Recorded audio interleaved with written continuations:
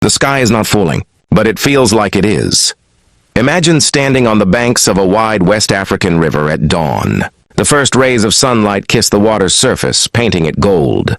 Fishermen cast their nets, children chase each other along the sand, and for a brief moment life feels quiet, ordinary, almost timeless. And then, it happens. A low rumble, faint at first, grows into a deafening roar. You tilt your head upward and suddenly the sky begins to move.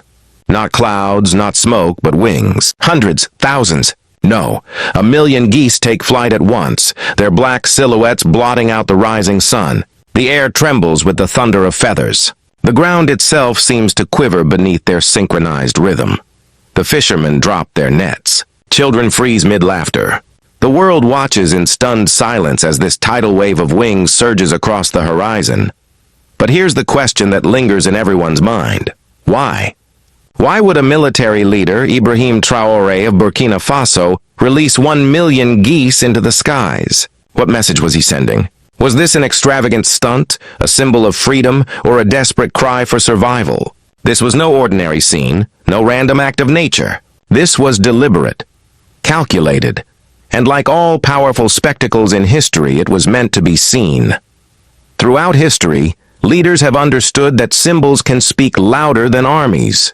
The Mongols once rode into battle with horses carrying false riders, straw men, to terrify their enemies into believing they faced impossible numbers.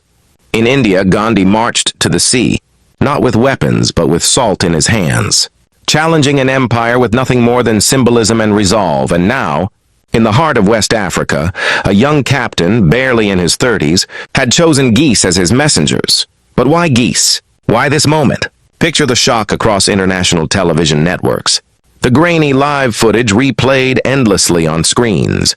A sea of wings lifting into the heavens, as if an entire nation's spirit had been unchained. Anchors fumbled for words. Commentators speculated wildly. Environmental miracle? Military distraction? Political theater? For ordinary people, it felt biblical. In folklore, birds are omens, signs of freedom, migration, or change. And here 1,000,000 of them moved together like an army without swords. But for Traoré, was it something more? Some claimed it was a show of defiance, a message to the world that Burkina Faso was no longer caged by foreign powers. The geese symbolized release, breaking free from invisible chains. Others whispered it was a survival strategy, part of an ambitious environmental project to restore farmlands devastated by drought and climate collapse. After all, geese feed the soil, they migrate with the rains, they sustain ecosystems. Could it be that this spectacle wasn't just politics, but survival itself? And yet skeptics weren't convinced. They asked, was this genuine leadership or just theater for the cameras? One Western newspaper headline sneered, "Birds instead of bread?" Critics argued that while Burkina Faso faced food shortages, instability, and sanctions, its leader had chosen to release birds instead of solving hunger. But others saw it differently. They remembered how power often begins with a symbol. Think about it. When Martin Luther King Jr. delivered his dream, he didn't show statistics. He painted an image. When the Berlin Wall fell, it wasn't just concrete that crumbled. It was the world watching the act itself that shifted history. So perhaps Traoré knew what he was doing. Perhaps the geese were never just birds. They were a statement. Now imagine being in Traoré's boots on that day. The world's cameras pointed at you, your people divided between fear and hope. You release the geese and suddenly millions of wings thunder overhead. For a moment, you are no longer just a soldier, no longer just another leader in Africa's endless cycle of coups. You are something else, a storyteller, a symbol maker, a man rewriting the narrative with feathers instead of bullets. But here's the mystery that keeps the world guessing. Was this a message of peace, a gamble for survival, or a warning of what was yet to come? As the last of the geese vanished into the horizon, silence fell once again over the riverbank. People looked at each other, uncertain whether they had just witnessed a miracle, or the opening act of something far more unsettling. Because behind the beauty of 1,000,000 wings lies a deeper question, one that would echo across Africa and beyond. What exactly is Ibrahim Traoré preparing for? And that is where our story begins. To understand the geese, we must first understand the man who set them free. The world first noticed Ibrahim Traoré not for what he released into the skies, but for what he dared to challenge on the ground. A young captain, barely in his early 30s, stepped out of the shadows in 2022, and within hours, Burkina Faso, a nation long overlooked by the global stage, found itself at the center of history. Picture it. A dusty October morning in Ouagadougou. Soldiers in fatigues move through the streets, their rifles slung across their shoulders, their boots echoing against concrete. The air is thick with tension, whispers of betrayal, rumors of change, uncertainty hanging over every marketplace and street corner. By the day's end, a little-known officer has done the unthinkable. He has toppled a government. That officer was Ibrahim Traoré. For the outside world, it was shocking. Who was this man? A nobody? A rebel? Or the reincarnation of something far more dangerous to the global order? Because when Traoré took the microphone for the first time as leader, it wasn't the usual dry speech of a new head of state. No, his words burned like fire. He condemned corruption, denounced neo-colonial exploitation, and pointed his finger directly at France, the former colonial power that had once carved its empire across West Africa. His message was clear: Burkina Faso would no longer bow. And here lies the suspense. How does a man so young, so seemingly ordinary, find the audacity to challenge France, ECOWAS, and the wider machinery of global power? Was it raw courage, naive ambition, or something else? An echo of history reborn? To answer that, we must trace his path. Ibrahim Traoré was not raised in palaces. He did not inherit his position. He rose through the military ranks quietly, a student of both discipline and discontent.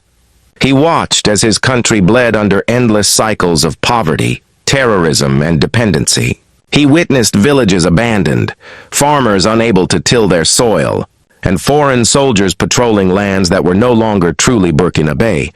And in those moments of observation, a conviction grew inside him that survival required more than weapons.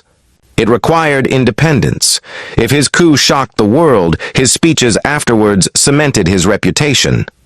With the calmness of a soldier but the passion of a revolutionary, Traoré invoked the spirit of Burkina Faso's most legendary figure, Thomas Sankara.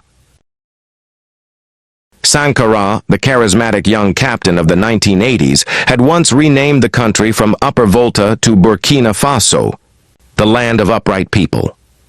He planted millions of trees against desertification, launched literacy campaigns, and rejected foreign debt. Sankara embodied a vision of African dignity, unbending, fearless, and uncompromising. But his life was cut short in 1987, assassinated during a coup widely believed to have been backed by foreign interests. For decades, his dreams smoldered like dying embers, waiting for breath to reignite it. And in Ibrahim Traoré, many see that ember catch flame once again. The parallels are undeniable. Both were soldiers in their early 30s. Both rose in sudden, shocking coups. Both challenged the weight of colonial history. And both spoke not just to their people, but to all of Africa. Was it coincidence? Or was Traoré deliberately weaving Sankara's ghost into his own story? A reminder that Burkina Faso had once dreamed of freedom and could dream again. This is where the geese begin to make sense. For Traoré, symbolism is not a luxury. It is a weapon. When he calls for Pan-African solidarity, he does not recite statistics. He paints visions. When he denounces dependency on foreign aid, he speaks of the land itself, of the soil, the rivers, and yes, the skies. The release of 1 million geese was no random act. It was a metaphor of self-reliance, of migration, of a nation unchained. To him, nature is not separate from politics. It is politics. Just as Sankara once used trees to fight colonial dependence, Traoré now uses birds to declare independence. But here's the catch. While Sankara's dream was crushed by bullets and betrayal, Traoré knows the stakes are even higher now. France is not his only rival.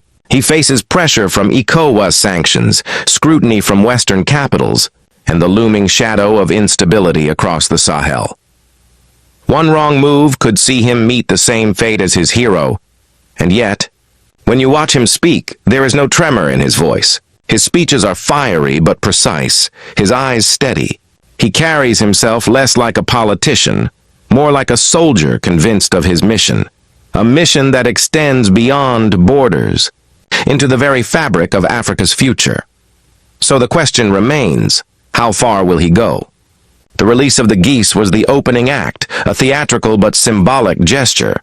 But symbols only carry power if they lead to action. Can Traoré truly deliver on his promise of self-reliance? Can he withstand the weight of sanctions, foreign pressure, and the ghosts of history that toppled men before him? As the world watches, Ibrahim Traoré walks a dangerous line. Between legacy and ruin, between becoming the next Sankara, or the next forgotten name in Africa's long struggle for independence. And the answer, perhaps, lies not in his words, but in what he does next. Because behind every symbol, every speech, every flight of 1,000,000 geese, there is a plan. And that plan is about to unfold. Why geese? Why not cattle, sheep, or another animal? The answer lies not just in nature, but in centuries of symbolism. When Ibrahim Traoré released 1,000,000 geese into the skies of West Africa, the world stared in confusion. Some called it madness, others brilliance. But if we look closer, beyond the feathers and flight, we begin to uncover a hidden language, one as old as civilization itself. Because geese are not just birds. They are symbols, messages in motion, carriers of myths, omens, and ideas that have echoed through human history. Let's start in the land of pyramids and gods, ancient Egypt. Here, in a civilization obsessed with the balance of life and death, the goose was sacred. The Egyptians believed in a divine being known as the Great Cackler, a cosmic goose that laid the world's first egg, the egg of creation itself. From that egg, life emerged, the heavens stretched open, and the earth found its form. So when geese honked and stirred along the Nile, people didn't just hear noise, they heard echoes of the cosmos. A goose was not simply a bird. It was a creator, a bringer of beginnings. Now imagine Traoré, aware of this ancient heritage, watching the skies darken with wings. Was he sending a message? Was this release his own cosmic egg, a new birth for Burkina Faso, a rebirth for Africa? But symbolism didn't stop at the Nile. In Europe, for centuries, geese migrations marked the seasons. Their V-shaped formations carved across the sky signaled resilience, the promise that even in the face of brutal winters, life would return with the warmth of spring. Peasants timed their planting by the geese. Kings used them as omens of good fortune or looming disaster. In fact, during the Roman siege of the capital in 390 BC, it was the sacred geese of Juno who alerted the defenders to a nighttime attack by the Gauls. Dogs had failed to bark, but the geese cackled, saving the city. From that day, geese became more than animals. They were guardians. So when Traoré releases geese by the million, is he invoking guardianship? A shield for his nation at a time when enemies, foreign and domestic, loom at the gates? And closer to home, across African folklore, birds have always been messengers. In the stories passed down by griots and elders, birds carry words between the earth and the heavens. They are omens of freedom, migration, and survival. They embody the human struggle, the ability to endure drought, to move with the winds, to find sustenance across borders. In this sense, geese are more than just animals of the wetlands. They are metaphors for the African spirit. Restless, resilient, always moving toward life even in the harshest of landscapes. Perhaps Traoré understood this deeply. His release of geese wasn't simply about birds filling the skies. It was about telling his people, we too can migrate from oppression to freedom, from scarcity to self-reliance. But here is the mystery that fuels speculation. Was this release an environmental project dressed in myth? Or a political message disguised as ecology? On the surface, the act could be practical. Geese restore land. Their droppings enrich soil. Their migrations connect wetlands, creating ecosystems that sustain agriculture. In a country ravaged by climate collapse and desertification, what better ally than the goose, a living engine of survival? But politics often hides behind practicality. By choosing geese, Traoré may have been speaking in code. To his people, he was promising renewal. To Africa, he was signaling migration, a movement toward unity, toward Pan-African rebirth. And to the West? Perhaps it was a warning cloaked in beauty. Burkina Faso will not be caged, its skies will not be silenced. Symbols, after all, are never accidental. When Gandhi picked up salt, it wasn't just salt, it was rebellion. When Martin Luther King Jr. spoke of a dream, it wasn't just hope, it was revolution. And when 1,000,000 geese took flight under Traoré's command, it wasn't just nature, it was narrative. A narrative that blends history, myth, and strategy into one breathtaking act. But here's the question that still hangs unanswered. Was this release the beginning of a new African mythology, written in the skies? Or a risky gamble, hoping the world would understand a language few still remember? Because behind the honking, behind the storm of wings, lies a code. And if we crack that code, we may glimpse the future Traoré is writing for his nation, and perhaps for the continent itself. And that code leads us directly to his greatest gamble yet. 1,000,000 geese could either save an ecosystem or destroy it. The world stared in awe as the sky filled with wings. But behind the spectacle lurked a deeper question. Was Ibrahim Traoré orchestrating an ecological miracle, or staging political theater on a scale the world had never seen? Because when you release 1,000,000 birds into fragile landscapes, the consequences are never simple. They ripple across rivers, farmlands, and even into the corridors of power. So we return to the question, genius or recklessness? Visionary or propaganda? Perhaps the answer lies in the duality itself. Traoré may not care whether the geese save the wetlands tomorrow. What matters is that they saved his narrative today. He has seized control of the story, and in politics, stories are often more powerful than armies. But what if? It's both! What if Traoré is playing two games at once? On the surface, an ecological act to heal the land. Beneath, a spectacle to command the world's attention. If the environment recovers, he becomes a visionary savior. If it fails, he still remains the leader who dared to dream so boldly that the skies themselves trembled. It's a gamble. Yes, but every revolutionary gamble carries risk. Imagine standing again on the banks of that river, watching the black cloud of wings rise into the dawn. Do you see an army of ecological saviors scattering seeds of renewal across the Sahel? Or do you see the world's most dramatic press release, written not with words but with feathers? Maybe you see both. Because in the end, 1,000,000 geese straddle the line between revolution and theater. And Traoré knows that whether they restore the land or not, they have already achieved their purpose. They have made the world look up. But as eyes turn skyward, a new question emerges. What happens when those geese come back down? In the end, the geese are not just about Burkina Faso. They are about Africa's fight for dignity, survival, and sovereignty. The spectacle of 1,000,000 wings rising into the African sky may have lasted only minutes, but its echoes could last generations. Because the geese are no longer just birds. They are questions. They are symbols. They are a mirror held up to a continent struggling to define its future. Will we remember them as the beginning of an ecological revolution, or dismiss them as political theater?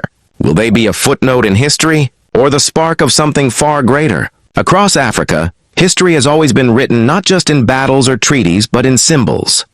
Think of Thomas Sankara, Burkina Faso's own revolutionary son. With nothing more than bicycles, tree-planting campaigns, and fiery words against foreign debt, he crafted a vision of self-reliance that still burns in memory today. Think of Nelson Mandela, who walked out of prison after 27 years and turned his very presence into a living symbol of reconciliation. These leaders understood that people rally not around spreadsheets or policies, but around images that carry hope, dignity, and defiance. And in that sense, Traoré's geese belong to the same lineage, a symbolic act that transcends its material form. But what exactly is their legacy? If the ecological vision succeeds, if the geese restore wetlands, enrich soil, and give farmers new hope, then Burkina Faso may become a model for a continent plagued by climate collapse. Imagine the headlines. The nation that fought desertification with wings. Imagine African leaders pointing to Burkina Faso as proof that bold, unconventional thinking can heal the land. In a world haunted by food insecurity and environmental collapse, this small nation could suddenly become a giant in innovation. But if the ecological project fails, the geese may still endure as a political symbol. A million wings rising against the horizon can be remembered as the moment Burkina Faso, and perhaps Africa itself, declared independence not just in words, but in vision. Just as Sankara planted trees, Traoré released geese. Both acts defied colonial logic. Both acts declared, we will write our own story. And perhaps this is where the true genius, or danger, of the gesture lies, because symbols live longer than statistics. Long after the birds have migrated, after the wetlands rise or dry again, people will still remember the image. Children will hear the story from their elders. The day the sky turned black with wings, the day their president released freedom itself into the air. And who knows? Maybe those children will not only remember, but act. Maybe they will grow up believing that dignity and sovereignty are worth more than aid and dependency. Maybe they will carry the message further, across Africa, across the globe. But then again, symbols can also be forgotten. The world is fast, distracted, addicted to spectacle. Today it is geese in West Africa. Tomorrow it is another crisis, another headline. History is merciless to gestures that do not bear fruit. Will this act endure, or will it vanish like feathers scattered by the wind? That question lingers, heavy and unresolved. Yet one thing is undeniable. Ibrahim Traoré has forced the world to look at Burkina Faso, a nation long ignored, suddenly center stage. He has forced Africa to confront itself, to ask whether it will continue walking the familiar road of dependency or take flight toward something new. The release of the geese was not only about the land or even about politics. It was about imagination, about daring to dream in a time when dreams feel dangerous. So we circle back to that riverbank, where dawn broke and the sky turned black with wings. Was it a stunt? Was it survival? Was it freedom? Perhaps it was all of them at once, because maybe, just maybe, the geese were never really birds at all. Maybe they were a message, to the soil, to the people, to the world. And as they rose into the sky, honking like a thunderous choir, the world was left to wonder. Did Ibrahim Traoré release geese? Or did he release a new idea of African freedom?